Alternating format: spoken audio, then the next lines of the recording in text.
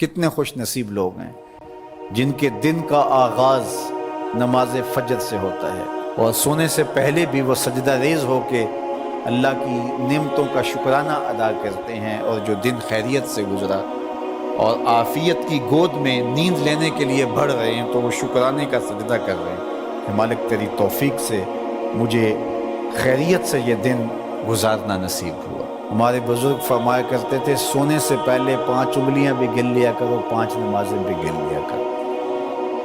اگر 5 نمازیں پوری ہیں تو اللہ کا شکر ادا کیا کرو کہ تمہیں توفیق اس نے عطا کی۔ اللہ اکبر۔ حضور علیہ السلام نے کچھ لوگوں کو دیکھا معراج کی شب کہ ان کے سر پتھروں سے کوٹے جا رہے ہیں، کچلے جانے کے بعد پھر دوبارہ سر صحیح کر دیے جاتے ہیں، پھر پتھروں سے ان کے سر کوٹے جاتے ہیں، ریزہ ریزہ ہو جاتے ہیں، پھر دوبارہ ان کے سر صحیح کر دیے جاتے ہیں۔ جبریل امین نے کہا حضور یہ آپ کی امت کے وہ لوگ ہیں جو نماز میں کاہلی کیا کرتے تھے، نماز میں سستی کیا کرتے تھے، نمازوں پر بوجھ تھا کہ یہ وقت ہو گیا ہے اب پڑھنی پڑے گی، دیر کرتے رہتے، پہلے پڑھنا نہیں چاہتے تھے، اگر پڑھنی پڑھ بھی جاتی تو پھر نماز کی وجہ سے ان کے سر بوجھل رہتے تھے۔ آج ان کے وہ سر کوٹے جائیں گے۔ نوجوانوں بالخصوص میں آپ سے مخاطب ہوں، ماں باپ کو زور نہ لگانا پڑے، آپ کی منتیں نہ کرنی پڑیں، آپ کے ترلے نہ کرنے پڑے، آپ کو جھڑکنا نہ پڑے، جب حیا علی الصلاۃ کی آواز آئے تو بستر سے چھلانگ لگا کے اٹھ جاؤ کہ میرے رب کا بلاوا ہے میرے نام۔ میسج ہے طلباء سے کہوں گا کہ استاد کو بیدار نہ کرنا پڑے تمہیں، جب اذان کی صدا آئے تو خود اٹھ کر کے مصلی پہ آ کے بیٹھ جاؤ کہ میرے رب کا بلاوا میرے نام آیا۔ اپنے ہم عمر لوگوں سے کہوں گا طبیعت کی کمزوریوں کے باوجود رب کے بلاوے پہ مصلی پہ بیٹھ جاؤ۔ نماز کا چھٹکارا نہیں ہے، رستگاری نہیں ہے۔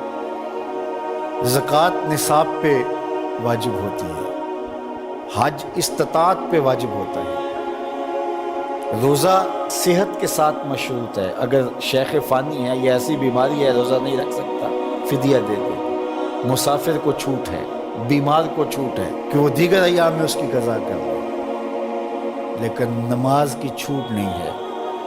بیمار ہے تب بھی پڑھے گا، صحت مند ہے تب بھی پڑھے گا، حضر میں ہے تب بھی پڑھے گا، سفر میں ہے تب بھی پڑھے گا۔ بالغ کے اوپر نماز کی کسی صورت میں بھی رخصت نہیں ہے۔ کھڑے ہو کے نہیں پڑھ سکتا بیٹھ کے پڑھ لے، بیٹھ کے نہیں پڑھ سکتا لیٹ کے پڑھ لے، اشارے سے پڑھ لے۔